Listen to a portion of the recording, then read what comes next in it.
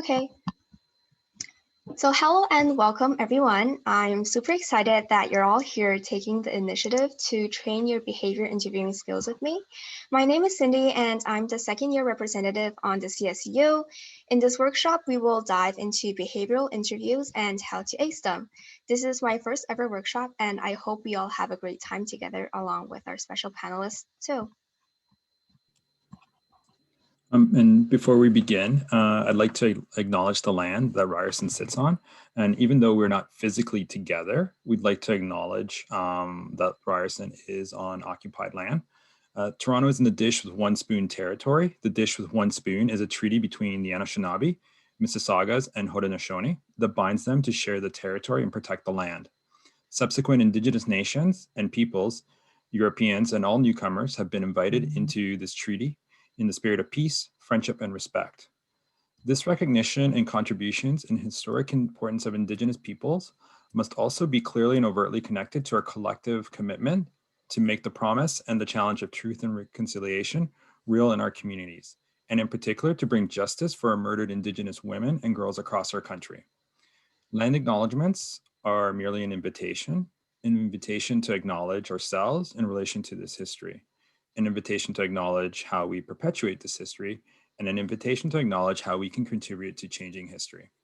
With this land acknowledgement, I encourage and remind myself and everyone here today to reflect and honor the truth and paths of the land on which we sit, lean into the discomforts that arise when we do, and work actively with this discomfort to seek new learnings and unlearnings about the land that we collectively call home. And I'd like to use this platform to promote 21 things you may not know about the Indian Act by Bob Joseph for those interested in seeking new learnings. And that I'll turn it back to Cindy. Thank you, Maurice. So next slide. So let's welcome our recruiter panelists joining us tonight. Panelists, the floor is yours. Maurice, you can introduce yourself and we can save Rashida for after. Sure. Rashida, would you like to go first? Sure. Hi, everyone. My name is Rashida Geddes. I am a campus recruiter supporting our student recruitment as well as Bell Media roles for Bell Canada Enterprise. Excited to be here with you guys and help answer your questions and get you prepared for your interviews. Awesome, thank you. And hi everyone, my name is Maurice Fernandez, and for you that may not know me or have met me, I'm the career education specialist supporting the Faculty of Science. Prior to joining Ryerson, I spent 20 years in HR recruitment, recruiting software engineers as far west as Silicon Valley. I've actually recruited up until Nunavut, down south as far as Texas, and as far east as Prince Edward Island. So really happy to be here and join you today in your session on behavioral interviewing, which is something that I've done quite a bit of in my career. So thanks. Thank you, recruiters, for taking time out of your day to come to our workshop. Next slide.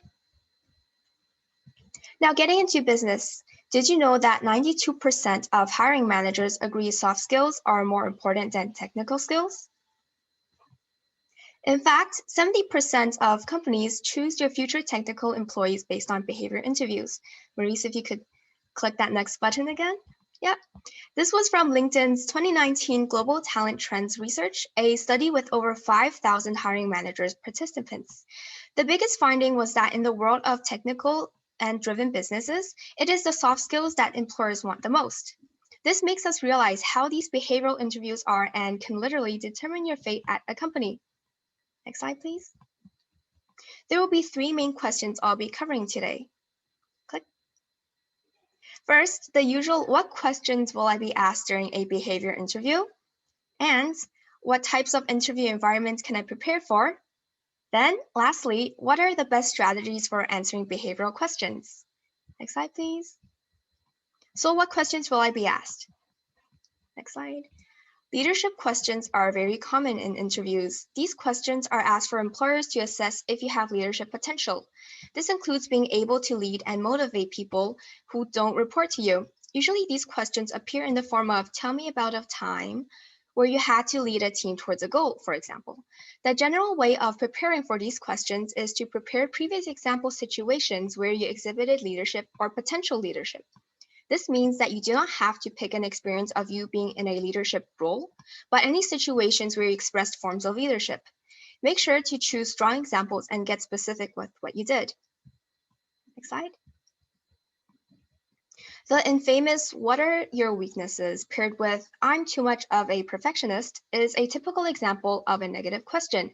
These questions are asked for employers to evaluate how you represent yourself in tough situations. Usually they ask you how you dealt with a conflicting situation or person. Best practices for answering these questions is to maintain positive, respectful, and unbiased. Make sure your answer, despite the negative setting, portrays a positive result. And of course, prepare previous experiences as well. Next slide. As a possible employee, you are required to make work-related decisions about regular tasks or unexpected situations on a daily basis. These questions are asked for employers to see how you analyze the situation and predict the outcome of each option before making a decision. Usually, these questions ask you to choose between two choices in a scenario and explain your decision, or share a similar experience where you had to decide under pressure, for example. Make sure to fully analyze and critique pros and cons of both sides before making your decision for employers to clearly understand your thought process. Next slide. No matter what industry position you apply for, time management and prioritization is an important aspect for any job. These questions are asked for employers to assess your ability to manage time and how productive you can be. Generally, these questions straight up ask you how you manage your time, deadlines, and maintain work-life balance, or how you limit distractions or stress. To answer these questions, prepare examples, strategies, and plans you apply to effectively manage time and be productive. Next slide. Problem-solving questions are common, especially for technical positions, but do not confuse them with technical interviews. These questions are asked for employers to get a better understanding on how you work, what your general problem-solving orientation is. Questions are usually in the "tell me about a time" format again, where you explain an example of your problem-solving.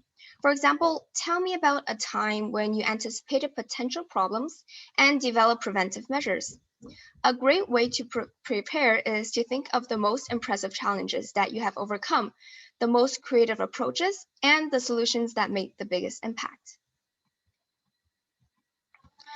You should walk or virtually fly into a behavior interview fully expecting teamwork questions, as they are the most common out of all question types. Employers need to make sure you have the ability to work with others no matter what position you're applying for. Usually, these questions are also in the "tell me about a time" formats, where you share a recent example of your excellent teamwork with other people. Make sure to showcase what great of a joy you are to work with and how well you collaborate with others. Feel free to incorporate additional strengths, such as leadership, into your examples, since these categories do interconnect. This is employers checking if you're a good team player before they commit to working with you every day. Next slide. Not only are your communication skills important at work, they are also essential in everyday life. Employers are assessing if you can effectively communicate your ideas and projects to a variety of people. Again, with the "tell me about a time" format, make sure you prepare examples of effective communication. Include what techniques you used and the final great results. Note that during the whole interview, your ability to communicate your answers are evaluated throughout. This is why preparing all types of example situations in advance can make you stand out as a candidate. Moving on to the next big question: what types of interview environments can I prepare for? Rising up in popularity these days are the video questionnaires, also called the one-sided or bot interviews, since there is no other human in this interview other than you. The general format involves giving you a question, 30 seconds to prepare your answer, and then 1 to 2 minutes to record your answer with a given number of tries, usually 3 or less. These interviews occur in the earlier stages of the application process and are usually your first interview after the screening stage. It can take around 30 minutes or more depending on the number of given questions, but expect to have at least 5. I find these interviews are the most challenging for us, since there is no human interaction involved. To prepare, plan examples for all previous 7 behavioral interview question types. Also plan how some types can be combined in an answer, since you want to fully showcase all your strengths within the interview. Always conduct these interviews as if a hiring manager is on the other side. What I try to do is to look at myself on the screen and pretend I'm talking to myself. Try not to move too much in frame, make eye contact with the recording light, and make sure to take short breaths mentally and physically after saying each phrase to stay calm. Most importantly, be mindful of the time so you can pace your answers. Next, we have the video call interview. This is where you're in a video call with the hiring manager where questions, answers, and follow-up discussions are exchanged. Fully expect this interview to happen during your application process. It is literally inevitable. How video call interviews work is pretty self-explanatory. You join the call with your interviewer and the interview happens, consisting of all the expected behavioral questions. These interviews would last a bit longer than the video questionnaires since the interviewer may have follow-up questions to your answers. Follow-up questions can seem nerve-wracking for some since a certain level of thinking on the spot is needed. So I'll go into more details on them. Follow-up questions can either be zoom in or zoom out types. If you answer very vaguely, most likely the interviewer will ask a follow-up question to zoom in for more details. If the question starts with, "Tell me more," or "How you felt," "Why was it important," "How many," or for any additional clarification, know that this is your chance to provide more details on your answer. On the other hand, zoom out questions are asking for a broader scope of your answer. If you are asked what influences your thinking, or what might make you do this differently, know that the interviewer is checking for external factors or edge cases in your answer. The best way to prepare for follow-up questions is to know your example situations front and back, so you can easily give any additional information. Next slide.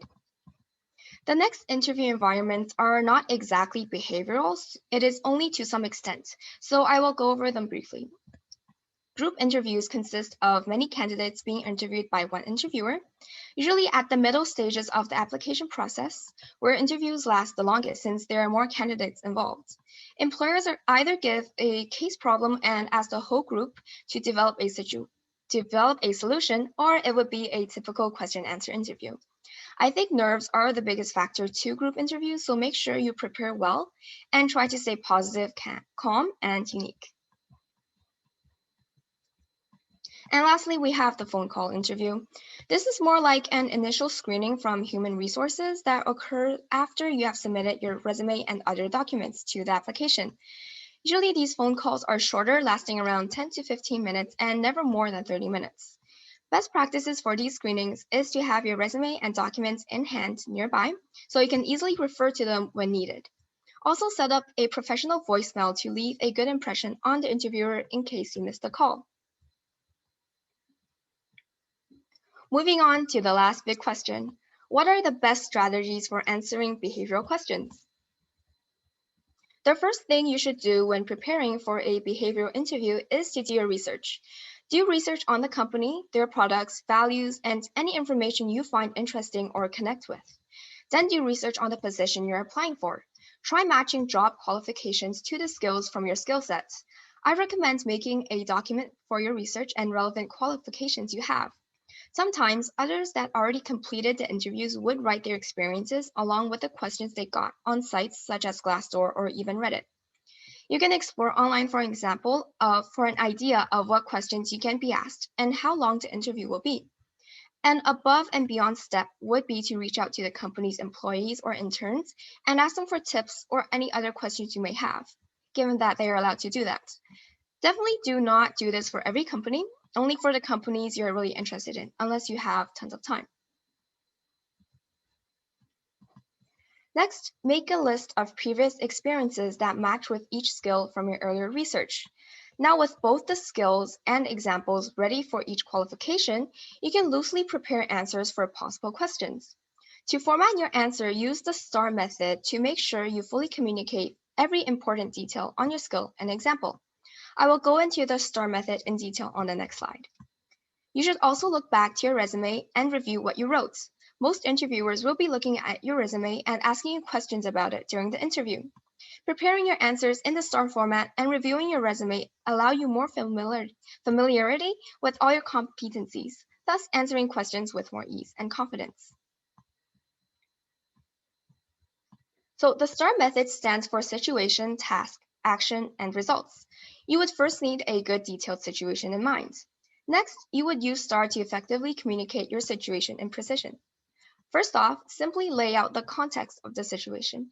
Only include necessary useful details here for the interviewer to have a general idea on the setting. Next, highlight the task you took on. Here's where you explain your responsibilities and objectives you set for your role. The interviewer should understand where you fit in the situation. Now it's time to explain how you took action. What did you do? What steps did you take to solve the problem or reach the goal? You can be specific in describing your actions. Try not to be vague and say, I worked hard on it and that's all.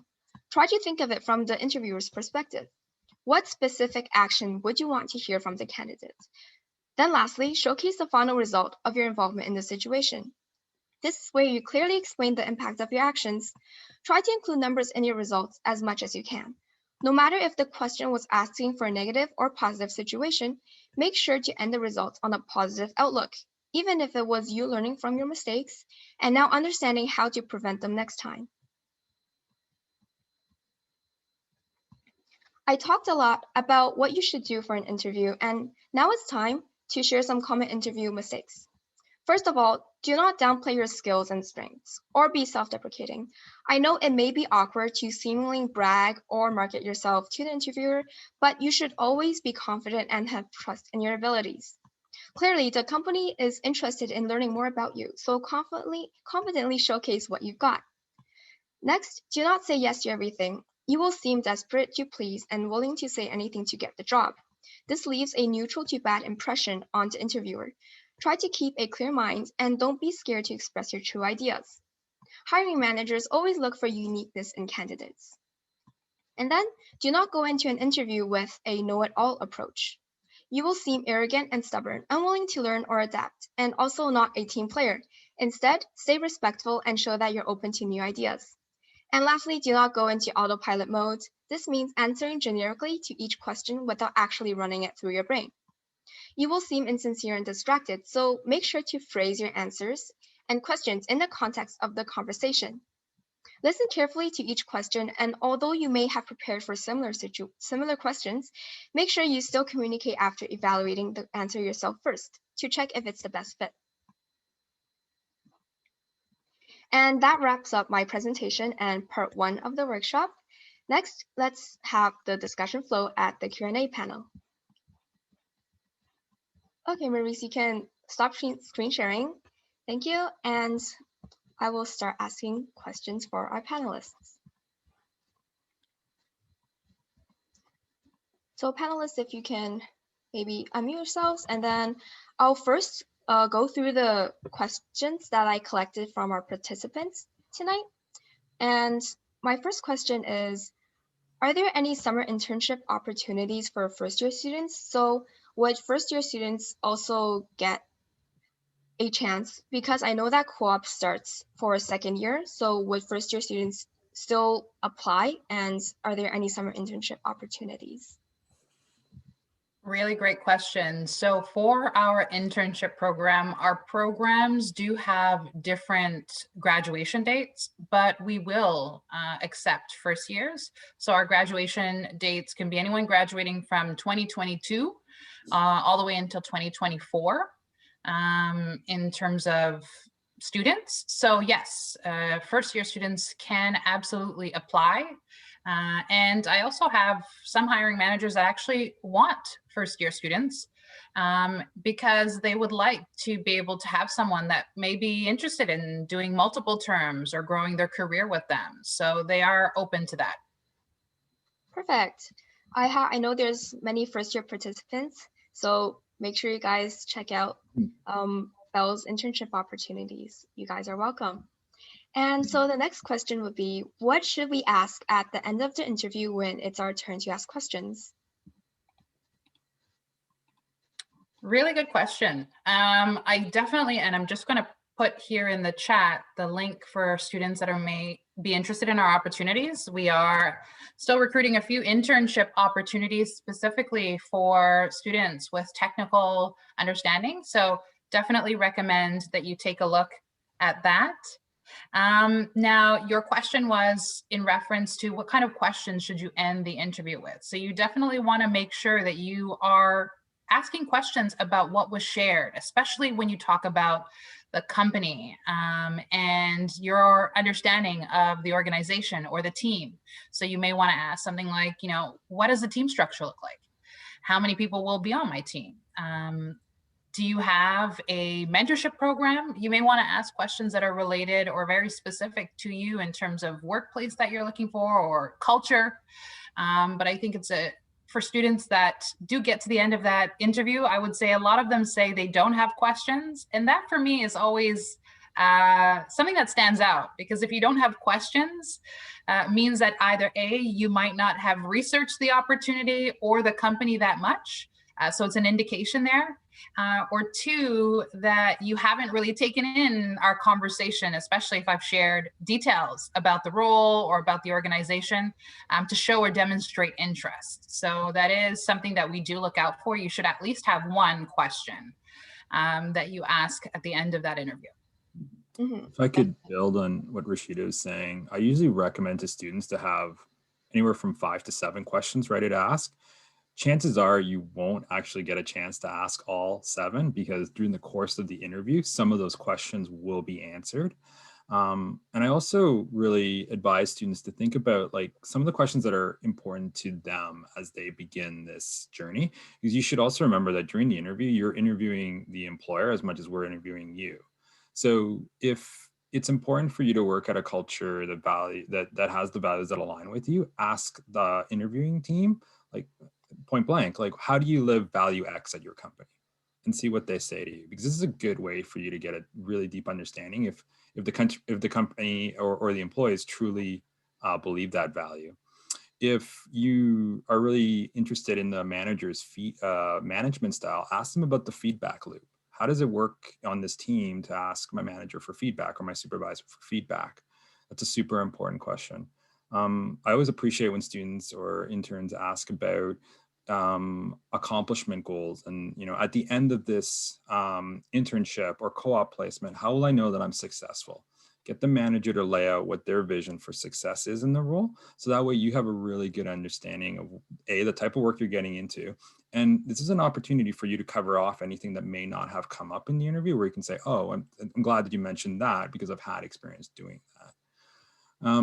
And then finally, I think developing rapport with the people you interview with is also super critical. So if you notice that the person that's interviewing you has been with the company for an extended period of time, ask them, what keeps you here for so long? What has kept you here for so long? What do you love about working here? If they're recent to the company, ask them, why did you decide to join the company? And so these are all questions that will help you develop rapport with the folks that you're interviewing with. Perfect, thank you. I'll just move on to the next question. With how important job interviews are in the application process, people may get anxious over them. So how can applicants reduce this anxiety before interviews? Maurice, I don't know if you wanted to go, but practice, right? You shared it, Cindy, during your presentation. There's nothing like practicing. Practice with someone. Practice with someone that knows a little bit more than you. Practice with your peers. Practice in front of the mirror. Practice with yourself. Videotape yourself and show it. There's nothing that can account for actually doing the work to be able to see, where you can make some shifts and changes, and it's going to be beneficial for you not only in that interview setting, but for the rest of your life. Yeah, I couldn't agree more with Rashida about practicing. I don't think I've ever met anybody that's a natural interviewer, because if you think about it, it is a really unnatural thing that you're getting involved. It's unlike any other type of business meeting or interaction you're going to have with someone. So it is a skill that you can develop, and it is about practicing. I think as some of you on this call or on this webinar are probably thinking about being software engineers or developers. think about it as step zero, right? Which is research the company, research that, like understand what that company does, right? Have a true understanding of what that company values in people. The job posting is going to be so critical for you. Always keep a copy of the job posting handy so that you can refer back to it when you do get called for the interview. One of the things I always coach students on is take a screenshot of the job posting, because sometimes companies will bring down the job posting when they're in the interview phase because they don't want any more applicants to come through. So having that document available to you so you can start going down through the elements that they're going to be looking for in the qualification section or the experience section. So you can work through, and like Rashida mentioned, practice, answering, those types of scenario questions with friends, family, folks at the Career Center. And I love the idea of recording yourself. We all have our smartphones and our laptops. Record yourself, because right now, like all of your interviews are going to be video, right? So do record yourself and play it back, right? And see, what am I doing that's really distracting in the interview? Do I have some nervous habits that I can control, right? The other thing about it too is practice with the clothes that you're going to interview in. If you're not used to wearing a tie, or if you're not used to wearing a blazer, the last thing you want to do is like start tugging on things because you're uncomfortable with it. So practice with the clothes that you're going to wear for those interviews. It'll make you feel more comfortable and you'll feel more natural with it. Definitely. I agree with the phrase practice makes perfect. The amount of effort you put in is going to show when you actually do the interview. Moving on to the next question. What would be the biggest red flag for an applicant in the interview? The biggest red flag for me is inconsistency. If I ask you what your strength is, and you tell me your strength is time management, and then I ask you to tell me about a scenario or an instance where you've had a big challenge, and you tell me that your challenge is time management, then that may, there's inconsistency in what you're sharing. Are you telling me that it is time management because that's what you want me to believe or want me to hear? So I would say make sure that you are being authentic, that you are consistent throughout, that you have an example of, areas of improvement, but also what you learned. We're not looking for perfect candidates. We are looking for you to show us and to demonstrate to us, what you've learned from your experiences, and what you've taken from them. And we want you to be genuine and authentic in your responses, and not just say what you think you want us to hear or what you think you should be saying, but say what you truly feel about yourself, about your skills, about your experiences, but always frame it in a way that shows the opportunity there in terms of your learning or in terms of you being able to overcome it. I think that really does show a little bit more about your character, and also allows that recruiter or the hiring manager to get to know you a little bit more. For me, from some of my experiences, it has been when the applicant fails to connect their experiences with the job that they're applying for. Sometimes the candidate will go way too far in the future about like, I'm using this job, and it comes across as that they're using this job as a stepping stone for something big, when they fail to realize that if you think about the job posting, you have to think about it as a problem. The hiring manager has this problem, so they have the need for someone to solve whatever it is that they're hiring for, right? And they want to know how you can come in and solve that problem, right? So if you start talking about all the things you aspire to do, and don't get me wrong, there is a time and place to talk about that, but you really, at the onset of the interview, have to connect how your experiences, skills, experience, your ability to learn and adapt can help the team, right? Think about it. And another way to keep in mind is that we're bringing you in to interview because we want to hire you. So you need to connect the dots for us or validate that decision.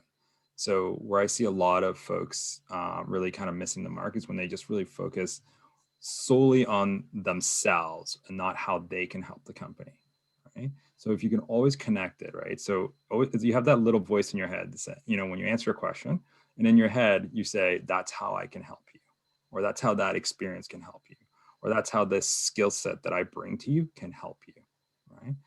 keep that in focus, because I see that a lot of times in interviews where just the applicant just focuses too much on them and not enough on how they can help the company. Yeah, I totally agree. Whenever I do interviews, I always try to answer my questions about the skills that I can bring to the company, how you should hire me because what I can do will benefit you over how I can benefit myself. Okay, moving on to the next question. So how many people are hired through networking events actually? Really good question. And I don't know if we, from a metrics perspective, have,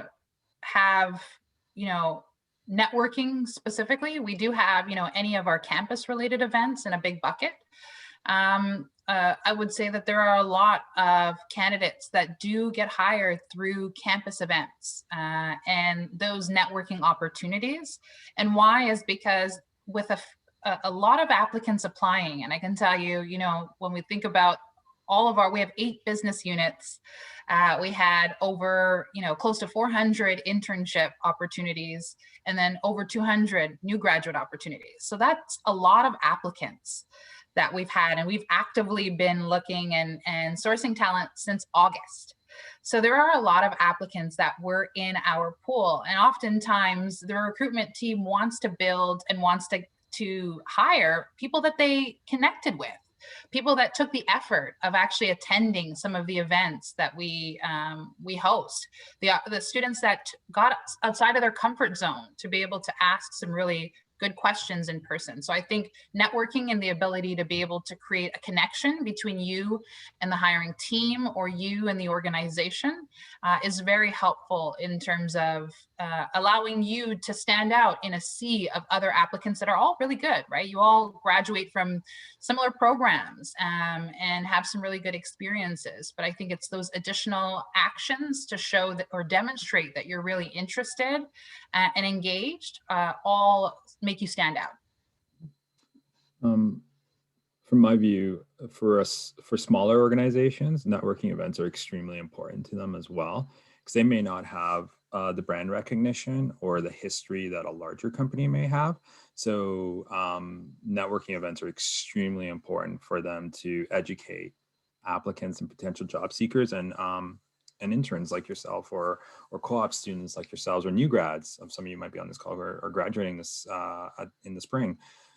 Fantastic opportunity for them to share their brand, tell their story.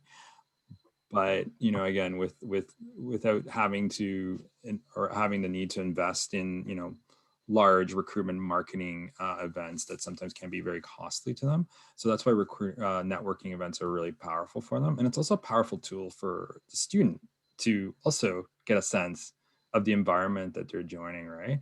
So, just to build on what Rashida said, right? For a larger organization, it's a great opportunity for you to meet and engage with you and really help you differentiate yourself from, I think what the average job posting now gets something like over 250 applicants, right?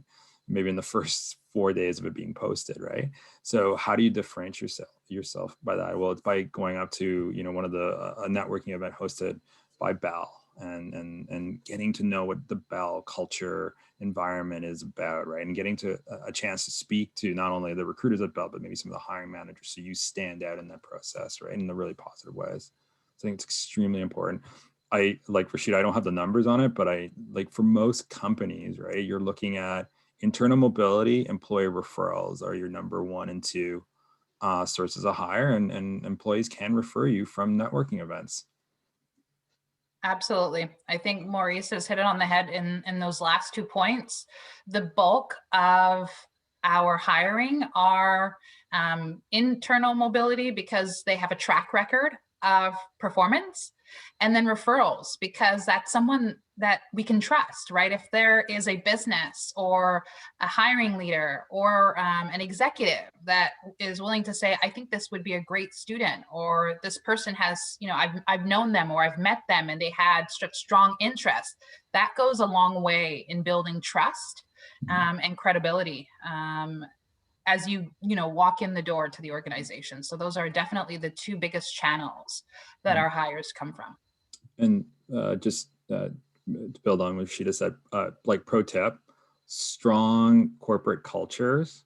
They're two top sources of hire. If you've got a really strong culture, like a place where people want to work, should be internal mobility because people are staying, they're moving to other roles, and employee referrals, right? So if I'm a friend of yours, Cindy, you should work at my company, right? Or if I'm like, or Cindy, there's no way I would let you work at my company. You're too good of a friend, right? So if you see that a company has really strong internal mobility programs and referral rates, it typically indicates of a great place to work.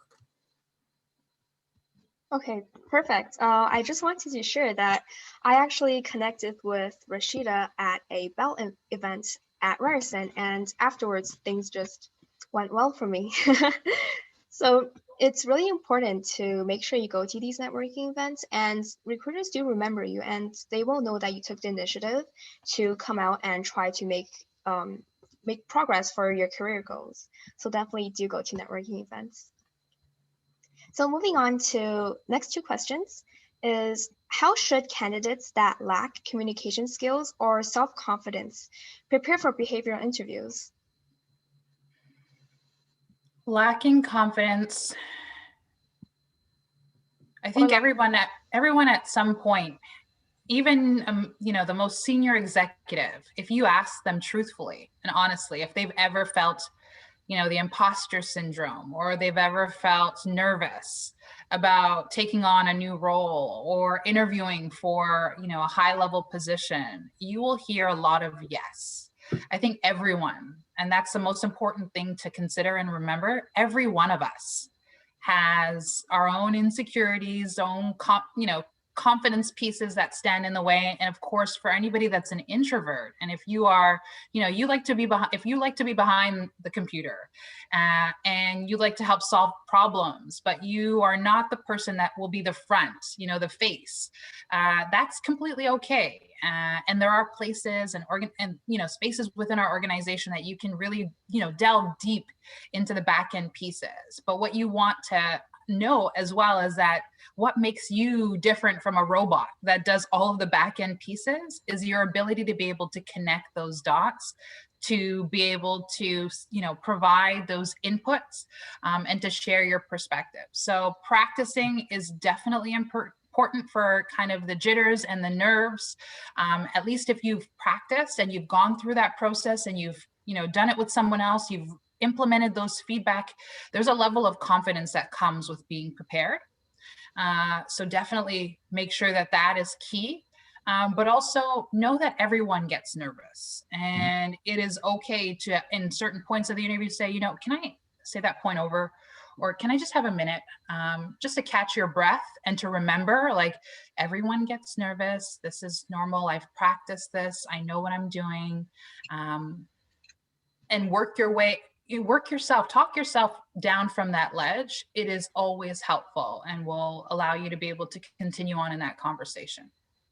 Yeah, we've run some workshops on imposter syndrome, and there's a couple of things that we can definitely address with that. I think one, and I saw this on one of the science PhD follows that I follow on Instagram, and her name is Angel Jones, and she posts some great feedback for especially young scientists and young folks in STEM, trying to just navigate the world of work. And she actually posted up a really great post on it called The Art of the Imposter Syndrome, and ART's an acronym for it. So it's ART, right? So A, acknowledge what you're feeling. It's okay to feel that, right? Like Rashida said, we all go through it, even myself, right? We've all gone through a moment. So it's okay to feel that. And then R, replace the negative thoughts with facts, with the facts that you've accomplished, right? So think about this, right? I just said that the average posting gets something like over 250 applicants, but we called you for the interview, right? So obviously there's some great things in your resume that we saw, in your cover letter that we saw, in maybe the case competition that you put, or even that asynchronous interview that you put through as part of the interview process. There was something there. So replace the negative feelings with the positive ones. And then finally, trust yourself, right? Which is T, right? Trust yourself to succeed. So whenever you're feeling that, remember ART, right? Acknowledge it, replace it with positives, and trust yourself. And then one other point on that, right? If I can just, one thing that my grandfather told me a while ago, right? He's like, boy, you used to be afraid of monsters under your bed until you're 8 years old. You can believe yourself for 30 seconds. Right? All I need from you is 30 seconds just to believe in yourself, right? And it will flow nicely. But it is a thing. I think practicing definitely helps. I saw calling a friend. Yeah, I love that. Calling a friend ahead of time, just get the pep talk, the cheerleader going. Believe it or not, the super person pose works quite a bit. So I don't know if anybody's ever seen, it's called the Wonder Woman or the Superman, where you put your hands on your hip, you stand up, and just before your interview, you're just like, I can do this. It really does work. And I've done it a few times before meetings and presentations. So there are tricks to do that.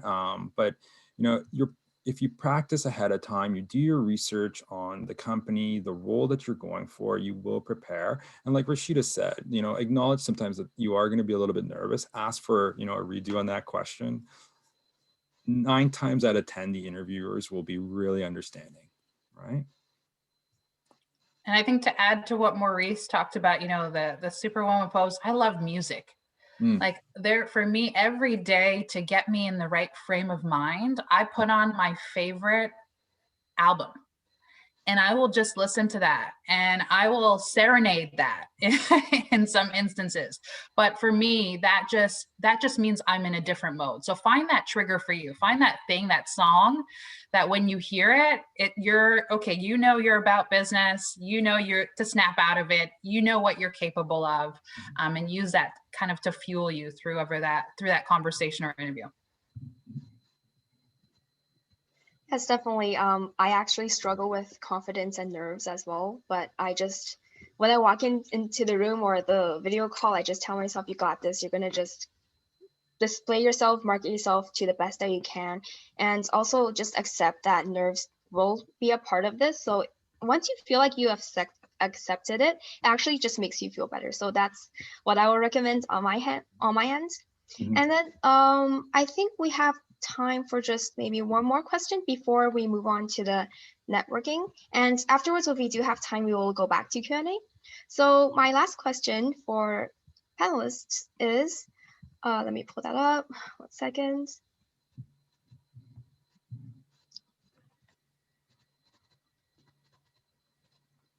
Upon meeting recruiters from networking events and connecting with them on LinkedIn, how do we build long-lasting relationships with them afterwards?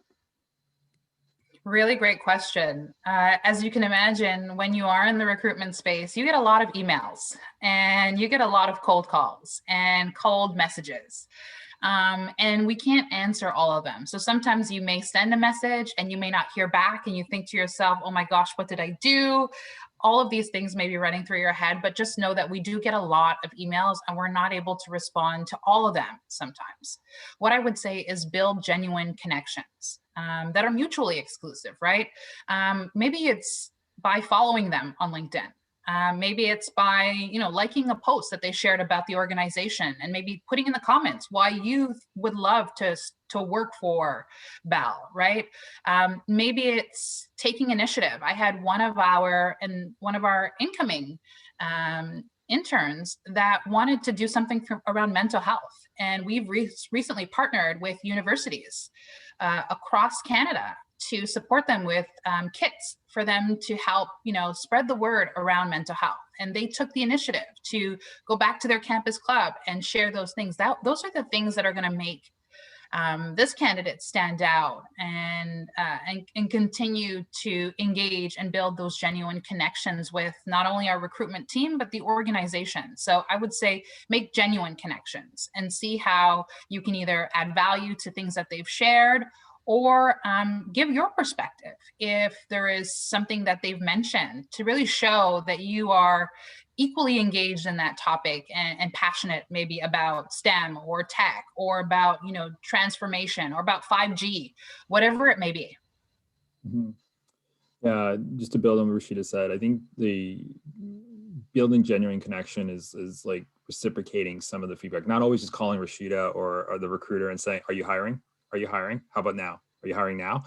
Like, yeah, we'll lose sight of that email quick, right? Because there's a lot of people that do that, not just and not just interns or early talent like yourselves, but like experienced workers, right? Were the notes, the connections that really stand out are the ones that like, hey, Maurice, what are your thoughts on this? Right. And they send an article or they tag me on a post, right? That is relevant to the industry I support, the job that I'm doing, the job that they're interested in. I love what Rashida said about having an opinion on something. My thought was on this, right? That helps you stand out so much. I think some of the best connections I've had with students prior to joining Ryerson Career Center, because I'm having a great connection right now with all you. But before that, it was all about like, you know, reaching out to me and just touching base, maybe just giving me an update on what they were doing, right? It wasn't like starting off by, hey, are you hiring? Here's my resume. It was more like, hey, Maurice, happy new year. Just letting you know that this semester I'm finishing up these courses. I'm taking a course here that I think would be really relevant to the industry that you're in. You know, would love to get your thoughts and just touch base with you. Right. It was, you know, it was 3 lines. It was to the point, but they always kept me in the loop of things. Right. And then in the summer, they touch base with me and say, hey, I'm about to graduate. This is such an exciting time. You know, just wishing you a really happy summer and I'll connect with you later on. And it was, you know, just staying in touch like that.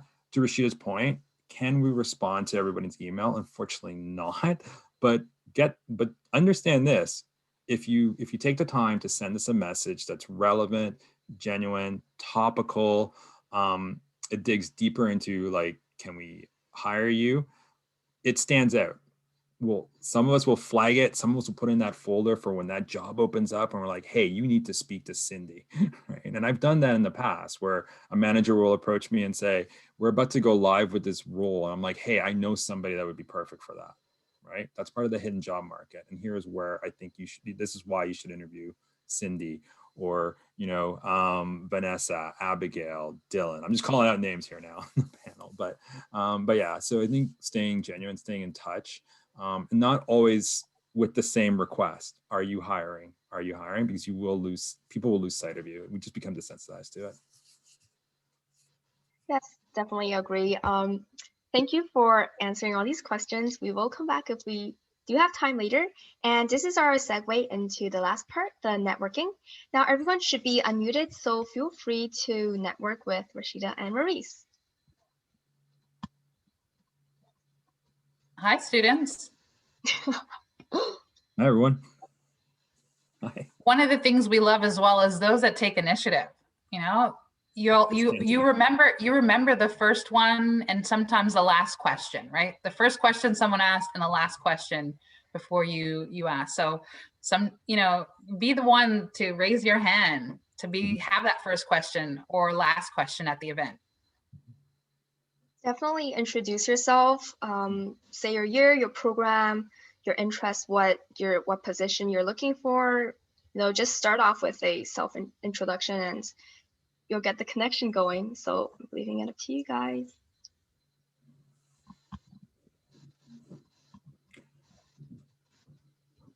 One thing I failed to add about the nerves bit is that the people interviewing you are also nervous, right? If they're not professional interviewers like recruiters are, if you got hiring managers that are new to it, they are pretty nervous themselves interviewing you. You know, so keep that in mind. So the power dynamic isn't as great as you think it is, right? They're just as nervous making mistakes, not being able to answer your questions in an interview. Trust me, I've had these conversations with some of my hiring managers in the past where it's like, Maurice, I have this interview. What am I asking the student? Oh, okay, let's walk through this. So just remember that. Also, panelists are nervous too when students are like thinking about asking questions because we're not sure what kind of questions you're going to ask. So what I'm trying to say is that we can all be nervous together. It just takes one person to ask that first question. So I have a question. There you are. Welcome, Dylan. So I'm Dylan. I'm a second year at Ryerson Computer Science. My question is, so say the interview is like 45 minutes, right? They block out a time of 45 minutes. Is it bad if your interview ends like earlier, or should you try to take up the full time? I would say, Dylan, you got to read the room. And in this case, the room is the virtual room, right? So in your questions, did the hiring leader lean into it? Did they ask follow-up questions? or was it just cut and dry? They asked the question, you gave them maybe a 2-liner, Yeah. and then they moved on to the next question, right? If it's that case, that it's a 2-liner, they didn't ask any follow-up questions, the end of the interview comes to an end, they may not say anything about, reaching back out to you, we'll follow up, we'll call you. Those types of things may be an indication that something in the interview didn't connect. And again, it may not have anything to do with your skills or experiences, but you just didn't land, you didn't connect in that interview in terms of your experiences and how they could add value or find a solution to the problems that that team has. So I would say that if it ends early and that's the feeling that you get or the impression that you get, it could very well be real. And you may want to evaluate that with your Career Center advisor and kind of debrief and talk through some of the questions and your responses, and maybe also some of the self-awareness areas where you felt like you might have tripped up a bit in your responses. But then there are some hiring leaders that really do, you may provide some really clear, succinct answers, and they don't want to waste time, right? They don't have time to waste. Yeah. You've answered all of their questions. You've answered them great, and they will follow up with you for a second, right? And you'll get that by the tone of their voice, by how they ask the questions, and also how they end the interview in terms of the follow-up process and what's next. Mm-hmm. Thank you. Yeah, I think it also depends on how short, like how short from the 45 minutes. Like if it was 40 minutes into a 45-minute interview, that's not as bad, right? If it was 10 minutes into a 45-minute interview, then yeah, maybe something didn't land, or there was just a complete mismatch. I've also been involved in interviews where I thought the preferred candidate was gonna nail the job, and they only lasted 20 minutes in a 45-minute interview, and I was like, oh. But then to Rashida's point, the executive was like, we love that person, please make an offer. They just knew, right? They just knew, and listen, why prolong things, right? They had answered all the questions, they felt good, and so it could go either way. But but one thing I loved what Rashida said is you need to review how the interview went at each stage, right? Always reflect, right? And see where you can improve, what things you need to work on. So that way you can then reach out either to the Career Center, your trusted friends, colleagues on things that you can work on.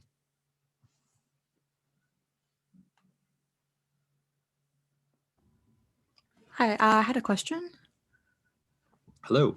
Yeah. So this is Aaliyah. I'm a third-year computer science student, and one question I had actually is, how do you deal with those more abstract questions you get sometimes?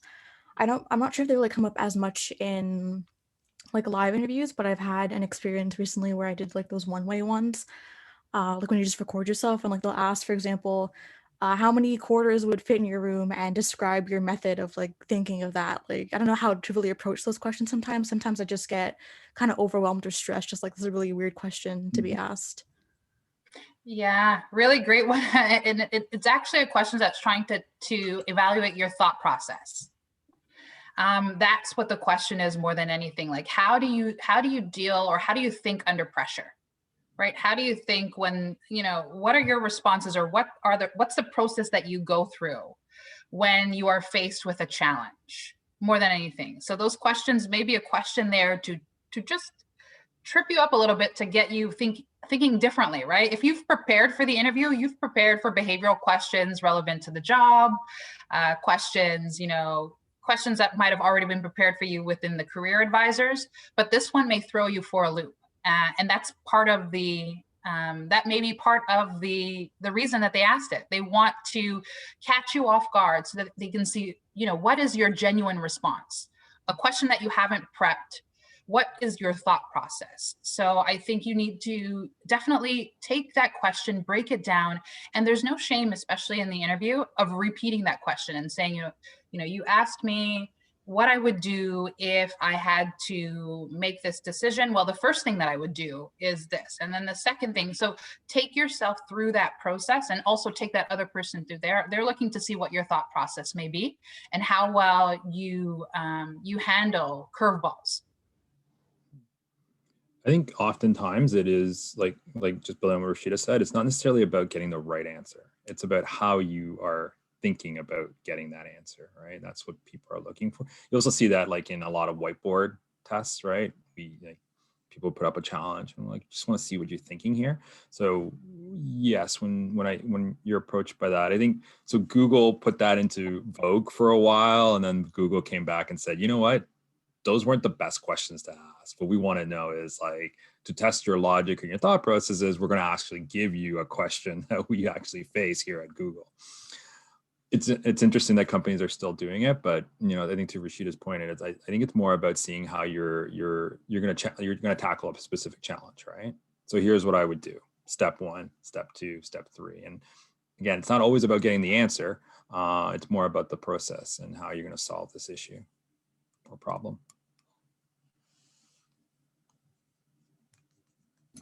I have a question as well. I want to build off something we covered in Dylan's question. My name is Rocky. I'm in my second year of study at Ryerson for computer science. I'm not sure if this is for everybody as well, but in comparison to interviews in real life and virtual, I feel like there's a certain disconnect between the two. One point I would like to mention is that you can't cue somebody's body movement or posture because half your body is cut off from the screen, and it feels like it's much harder to be more into the conversation and just gauge what the interviewer is thinking. Rashida, did you? Sorry, do you guys feel the same as well, or is it? Yeah, do you guys feel the same as well? Absolutely. I think everybody wants that in-person experience back again. I think when you talk about recruitment, we've been doing this virtual. It's going to be going into a year, right? We went into lockdown March of 2020, and we're going into February of 2021. So we miss, of course, from a recruitment standpoint, the ability to be able to interact in 3-dimension with candidates in person, and be able to have those genuine connections. But we know that virtual is here to stay. In many pieces of the recruitment process. When you talk about the screening, that initially that call that you would get from the recruiter, just seeing whether or not feeling you out to see if you'd be a good fit, those are now replaced with those video interviews that you prepare for. And that's a one-way interview, right? So virtual is going to stay in some areas because of the efficiency and the ability to be able to connect with more students around the clock, right? I can look at your videos at midnight. Versus having to try to find time in a day where you're actively recruiting to be able to have those calls. So there's parts of this that will stay post-COVID. I think it's just about how can you make those connections in other ways, right? Chat is always a great space to be able to make connections. So maybe it's an event that's happening and you are really engaging in the chat feature. Maybe it is on social media and you're engaging in your comments. Right? How can you leverage other touch points to really start building that genuine connection offline? So that way in video and in your video interviews, you can potentially bring a little bit of that to the video component. It will not, be the same as in person. But I think if you try to create that connection, if you genuinely, are curious about the company, you also allow yourself to be able to, if there are, quirky, movements or you're smiling, you don't have to be super serious throughout the whole thing. And it doesn't have to be all business, right? There could be an opportunity where they may ask you, what's your hobbies or what do you enjoy doing? And you can probably talk about that whether you're in person, online, or over the phone. So just try to bring those genuine connection pieces into your video interview as much as possible, and leverage other forms of communication when possible, especially when you're building those relationships, to be able to, so that someone has another dimension of you outside of just this, either one-way video interviews or video interviews, during the recruitment process. And I think a couple of things that Rashida touched upon that really resonated with me. I think one of them is about as an interviewee, checking in with the interviewer a lot more. So if you do have a synchronous video chat, right?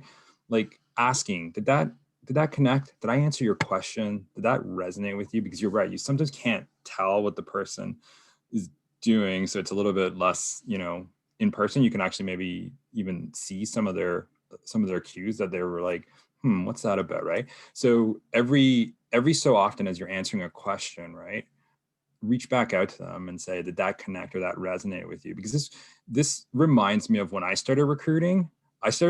So I graduated in 97. So you're gonna have to do some math here. So that was before Google was even Google. Like Google wasn't even around when I graduated and started working in recruitment. So a lot of the recruitment I did was over the phone. And so what I noticed on the phone was that you at first I can tell when you're smiling. So even if you're doing a phone interview or the synchronous, so like where it's just you have to record yourself, don't forget to smile. You can still be animated and show some genuine warmth, right? So, but you also have to check in on the person. And I see this a lot in my one-on-ones with students. Sometimes they'll come on without their camera on, and that's okay. But I find myself doing a lot more checking in with the student and saying, hey, did that resonate with you? Did that or did I lose you? And it's okay if I lost you, but I tend to check in on the person. So when you're interviewing, check in with the interviewers, ask them like, did I answer your question? Was there like a follow-up to that? Then you can start developing the rapport.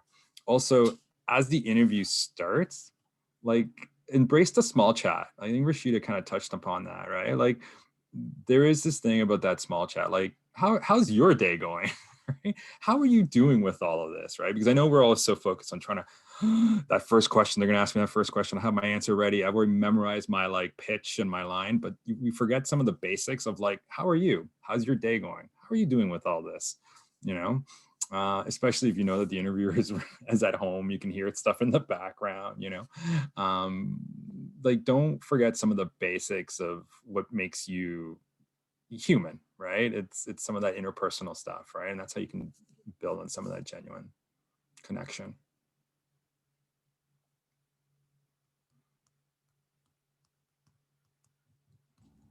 Hey Maurice, hey Rashida.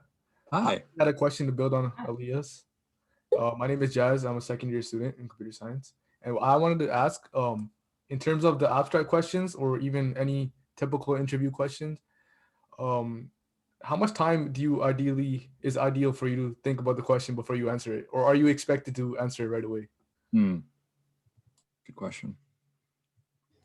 I know in the one-way video interviews, you have about 30 seconds to formulate your response. So that timer is really what you are working up against. And oftentimes there is no redo in that. And I know that, we can disregard. In some instances, I've had candidates reach out and say, I did a video interview and I took too much time and I didn't realize that I couldn't redo the question. Can you scratch that out of my interview process? And, we understand human error in instances, but you're definitely going to want to make sure that you've already prepared possible answers and responses, possible ways that you can solve problems. And once you do, and with each interview, there's going to be an ability for you to be able to connect how the problem solving, the skills that you have, the experiences that you have can be plug and play in different questions and different ways that the question is worded. And that really comes with practice. But what I would say is definitely have a few responses that you can potentially, position differently, or maybe even ask when you're working with your career center, how can I ask this question? How can this question be asked differently? Right? You may be working on a set of questions, but that can be asked and answered differently. So I would say work through those things, but being prepared, going through those questions, having a list of solutions that you can, possible responses that you can have, examples that you can actually pull from, and then taking a moment. And you can even use the time to repeat the question, right? So sometimes that can save you a bit of time. You can take a moment and you say, well, okay, your question was, how have I demonstrated these skills? And that buys you a little bit of time as well. And it gives you a moment for you to get your pacing. So don't be afraid to use that to pace yourself. Don't try to rush through the response, especially if you're unsure, because then you'll trip up on your words. So, lengthen that out a bit and give yourself, the breath and the courage to be able to pull from what you've prepared for the interview. Yeah. I'm a big fan of like repeating the question. Now, just be warned, you can't do it after every single question, because then you kind of like, oh, wow, you're a parrot. So you don't want to do that, but you can do it in your head, right? So tell me about a time when X, and then internally you're like, tell me about a time when X, go, right? Or my favorite is count to 2 Mississaugas in your head. Again, a lot of this is in your head, right? Because when you're doing that, you're going to start organizing your thoughts. It's typically, to Rashida's point, like the asynchronous, like where you record yourself, yeah, you're up against the clock. You usually get like, some systems will give you like 10 seconds or 15 seconds to kind of practice, but when it goes, you got to go. In synchronous or two-way interviewing, you can take a moment, like, so again, count 1 Mississauga, 2 Mississauga in your head, and then come across with your answer. Cindy brought up the STAR methodology. That'll help you also keep your answer tight, right? You're not like straying off, which is sometimes what we run into when we're trying to formulate that. So, if you try to organize it in your head as like, okay, here's the situation, here's the task, here's the action. So here's the skills I used, both your interpersonal and your technical, and this resulted in, right? So you can start formulating your way. But yeah, I love the repetition of the question, again, internally. If you truly don't understand the question, ask for clarification. You're allowed to, right? I'm not sure I understood what you meant by that, Maurice. Can you give me an example? Right? That's cool too. Because again, right, sometimes we think we have the greatest questions as interviewers, and then like when we try it on, you're like, that makes no sense. And when you think about it, yeah, you're right. So ask for clarification on it as well.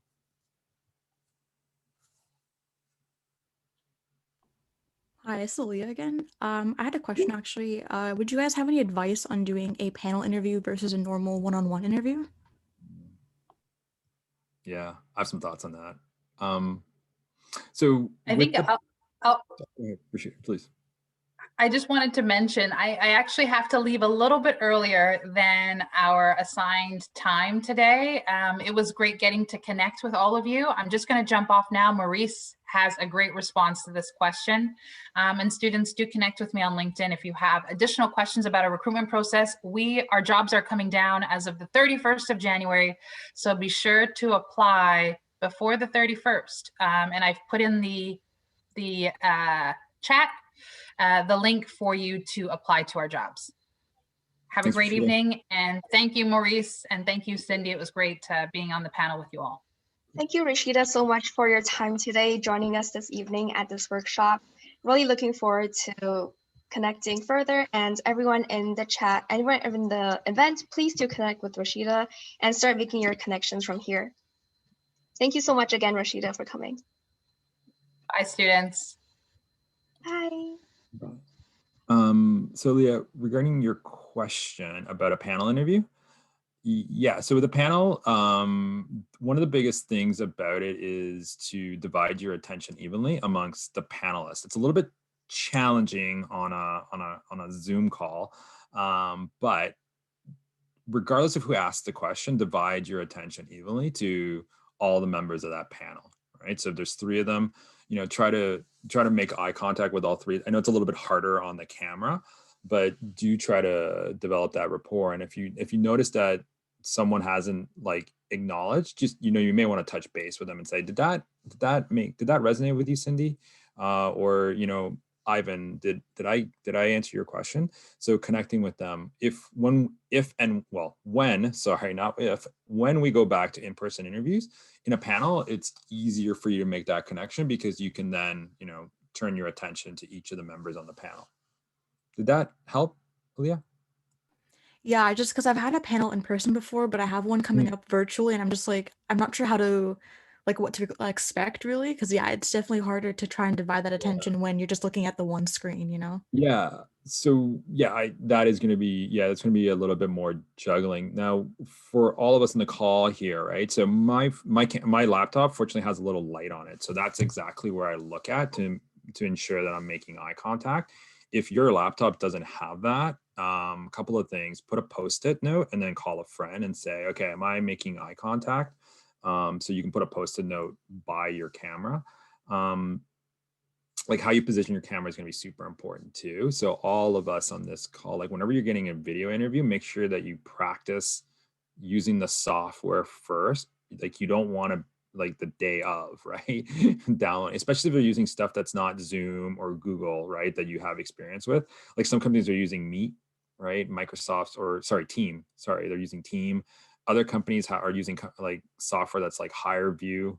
My last research, there's like 80 video interviewing tools out there that companies can use, right? They don't always have to use Zoom or Google Meet. So if you are getting an interview, just make sure that you know what the platform is and work out the quirks ahead of your interview. So, any other questions, team? Hi. Hi. My name is Straxania. I'm in biomedical engineering and like engineering physics. So my question is like, so even though I'm in like biomedical engineering and engineering physics, but I'm actually interested in more of like a software or like a developer job in the future. So I'm wondering like even though my program doesn't say that I've like the corresponding courses for those jobs, am I like disadvantaged, like at like a disadvantage when I'm applying to like a software co-op position, like comparing to like a software engineering student? Well, it would depend on what kind of experiences you have, right, on top of your degree, right? And I would say this Yes. to any comp sci or comp eng or electrical engineering student, right? Your education is one element of it, right? It's not always the most relevant element of it. Okay. What employers, especially in the tech space, and especially those that are seeking employment in software development, programming, and whether it's web dev, front end, full stack, back end, right? It's what you do outside of your academics. Okay. Right. So whether you join a hackathon team, whether you enter a case competition, whether you have a side project that you're working on, I cannot emphasize this enough. Like, Okay. and so I know we're recording this, so I'll just full caveat. My opinion is that that's even more relevant than like your resume, right? It's like we want to see on your resume.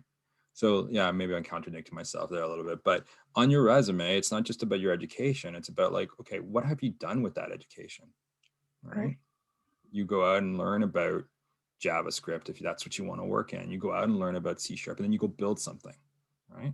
Those things will, all those projects or taking part in the hackathons will augment, right? And for some people, for some companies and hiring managers, they won't necessarily care as much about your educational background as they do, well, what have you done, right, and applied, right? Because again, it shows your self-learning, and that's the thing about this industry, right? Such huge emphasis, and I think Cindy touched upon it in her presentation about self-learning. You know, if you think about, you know, as a student in comp sci, right, I'm in a non-STEM type of role, so I have to upgrade my skills every 3 years, every 36 months, right? I should be upgrading my skills. You all in a STEM field, it's like 16 months. And I would argue it's probably going to go down to 14 months or 12 months pretty soon, right? Where you're always constantly upgrading your skill sets, right? So, you know, to your point, I think it's, you know, your education becomes an obstacle if you let it, is probably the best way to put that. Okay. So practice programming, join a hackathon team, Stack Overflow, GitHub, HackerRank. Find one or two that you're really interested in and start building some projects. And listen, if you're in first year, you know, this is your second semester, or if you're like in your third year, right? This is the thing that you really got to be focusing on. Right. Thank you. Right. Any other questions?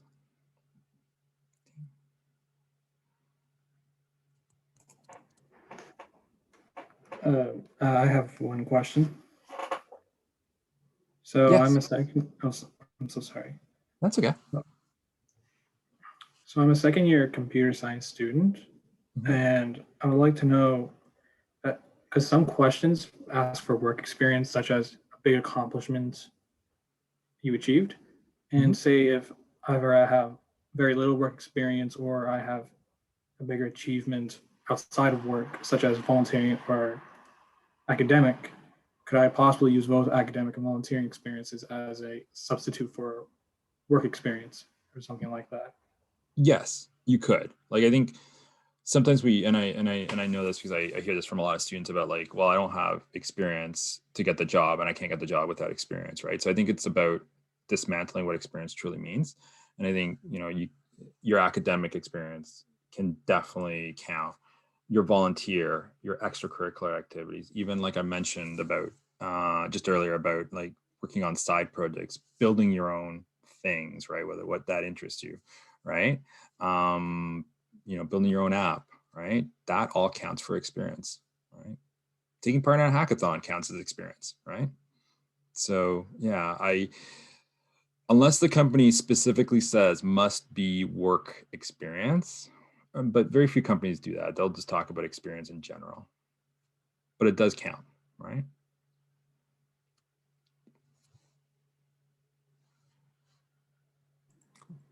Thank you for answering my question. No problem. Thanks for your question.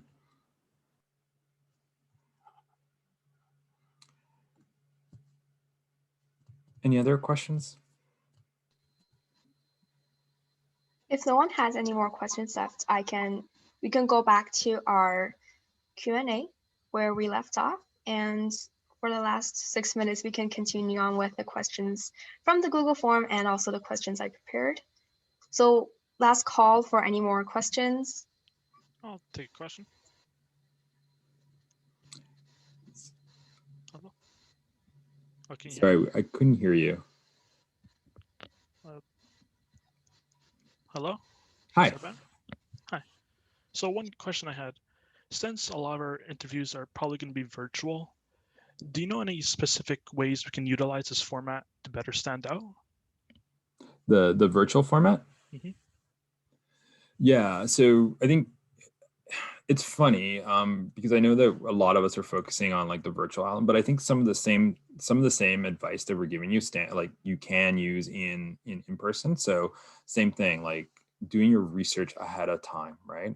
Understanding what this role is about, understanding what the company does, right? How do they make money, right? And how does your role that you're applying to contribute to the growth of that company, right? Preparation is so key, right? Practice. Keep practicing on how you're going to establish your answers, right? One tip I've actually been using with a lot of students is to like look at the job description and look at the qualifications and experience section, and right in front of it at each point, tell me about a time that you, or tell me about how you demonstrated this skill, right? And you just go through each one and come up with your, again, the STAR methodology. Here's how I did that, right? If you come across any of those points on the job posting or the job description and you can't answer, then that's where you have to then do some research, right? Have an understanding of what they're asking for here, right? You don't have to become a subject matter expert on it because you may not have enough time. But in an interview, if I ask you about that, you can honestly tell me and say, you know, Maurice, I don't have direct experience with that, but here's what I understand it to be. And here's what I will do to become knowledgeable in it. Lay out your learning plan. Like, what is your plan? Like, what are your resources that you use to become knowledgeable, right? Those things will help you stand out in the interview, right? Because trust me, there'll be moments in the interview where they'll ask you a question where you won't necessarily have an answer or experience to. So it's okay for you to pause and say, you know what, I don't have direct experience with that. Can you tell me a little bit more about it? And then they'll share that with you. And then as they're doing that, you can say, oh, okay, maybe you have had some indirect experience with it, or maybe this happens a lot in software, right? Like, oh, I haven't used that, but I've used a competing tool, right? The other thing too is to wrap up that question by saying, here's what I would do to become more knowledgeable in it, right? Know the resources that you go to, right? Don't just say, I'll Google it, right? What exactly will you use Google for? Like, are you going to go to HackerRank, or are you going to go to Stack Overflow? Or maybe we all have these resources that we go to on YouTube, right? Like, so be specific about them, right? And then one last piece of advice I have on that is, if anybody's applying to a company that develops an app or is a product as a service, download the app. Sign up for a demo before your interview. Get to know what the product does, because we'll ask you, hey, what do you think about our product, right? Especially if it's a startup. Does that help? I think it was Luca that asked that question, yeah? Yeah, thank you. No problem.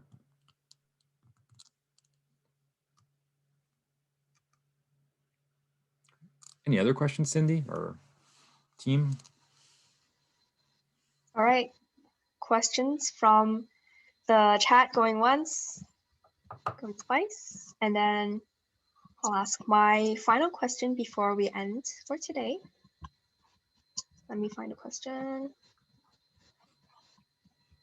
Oh, I was wondering, out of all the earlier 7 behavioral question types that I talked about, which one would you think is the most important that recruiters would want to know more about from the candidate?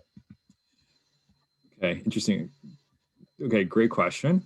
I know you're not supposed to answer a question with a question, but or it depends, but it really does depend on the company you're applying to, right?